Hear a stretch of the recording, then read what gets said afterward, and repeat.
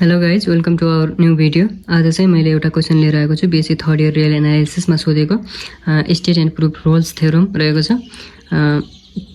यसलाई चाहिँ हामी आज प्रुफ गर्नेछौँ। रोल्स थ्योरम चाहिँ रहेको छ, के रहेको छ भन्दाखेरि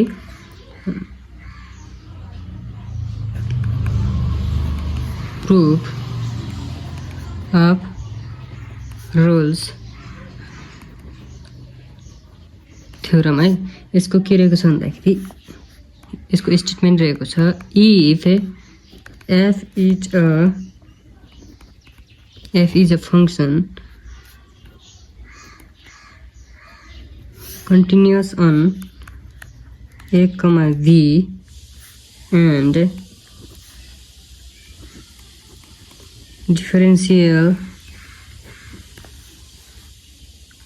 differentiable on open interval a comma b with f of a equal to f of b equal to 0, then there exists some c in a comma b where f of c equal to 0 हुन्छ हैन। के भन्छ भन्दाखेरि if f is a function continuous on closed interval a comma b and differentiable on open interval with f of a equal to f of b equal to 0, then there exists some c in open interval a comma b where derivative of f of c equal to 0 हुन्छ भनेर हामीले proof गर्नुपर्ने हुन्छ। यो चाहिँ roles थ्योरमको statement हो। अनि यो चाहिँ हाम्रो के भन्दाखेरि स्टेटमेन्ट भयो, यो स्टेटमेन्ट हो। त्यसपछि हामीले प्रुफ गर्छौँ। अब प्रुफ गर्छौँ। प्रुफ के गर्छौँ भन्दाखेरि जस्तै consider the two cases that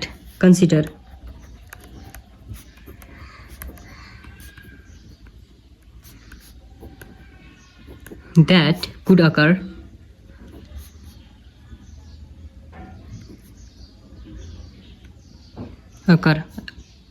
occurs दुईटा हाम्रो केसेसहरू हुन्छ। केस आईमा के रहेको छ भन्दाखेरि एफ अफ एक्स, यसमा के हुन्छ भन्दाखेरि f of x equal to 0 हुन्छ। F of x equal to 0 हुन्छ। त्यो चाहिँ for all x in a comma b close इन्टरभलको लागि है। त्यसपछि in this case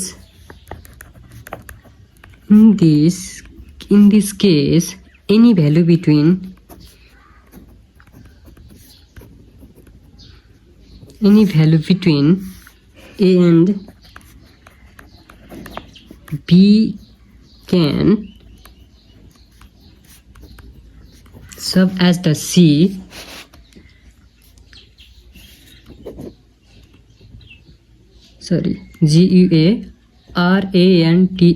GUARANTED guaranteed by the theorem as the function is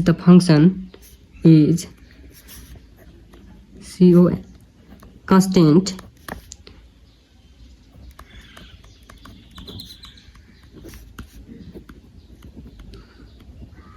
derivatives of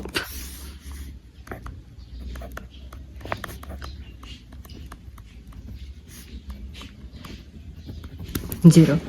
यसमा case 1 मा के हुन्छ, मानौ हामीले प्रुफ गर्दाखेरि consider the two cases that could occurs. Case 1 मा चाहिँ f of x equal to 0 for all x in the close इन्टरभलमा हुन्छ भन्दाखेरि in this case any value between a and b can serve as the c guaranteed by the theorem as the function is constant on close interval a comma be and the derivative of constant function are 0 हुन्छ।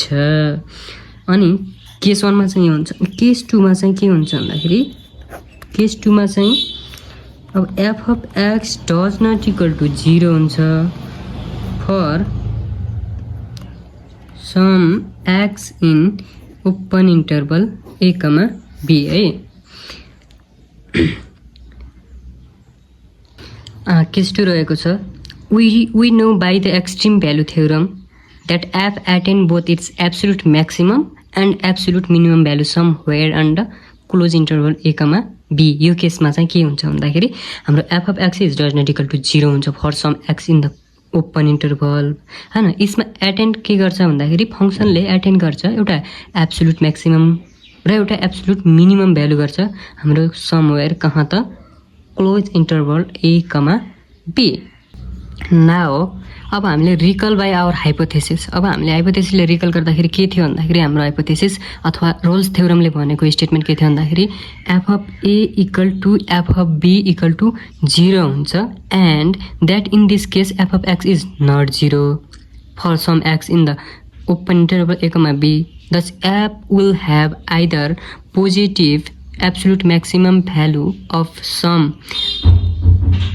C max in open interval a comma b or a negative absolute minimum value of at some c minimum open interval value a comma b अथवा बोथमा चाहिँ हुन्छ।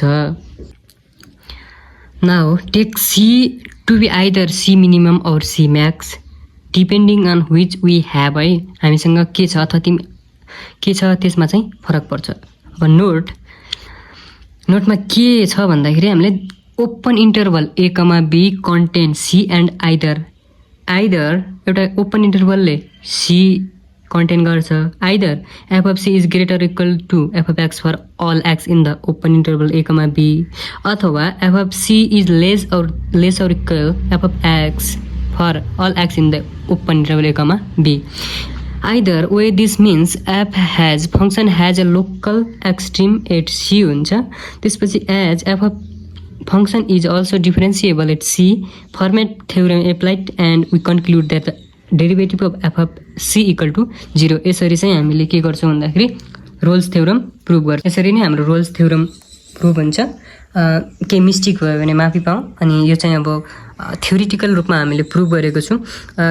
केही अरू कुनै topic specific टपिकको बारेमा अथवा कुनै क्वेसनको बारेमा भिडियो चाहिन्छ भने कमेन्ट गर्नु होला अनि लाइक सब्स्क्राइब गरेर पनि हामीलाई सहयोग गरिदिनु होला। यदि तपाईँहरूको साथ सहयोगले नै हामी अगाडि बढ्नेछौँ र हामीलाई पनि नयाँ कुराहरू अब इम्प्रुभ गर्नको लागि भयो केही कुराहरू नयाँ सिक्नको लागि हामीलाई पनि सहयोग पुग्ने छ र तपाईँहरूलाई पनि सहयोग पुग्नेछ भन्दै धन्यवाद दिँदै अहिलेले चाहिँ बिदा हुन्छ र अर्को भिडियोमा भेट्ने छौँ है।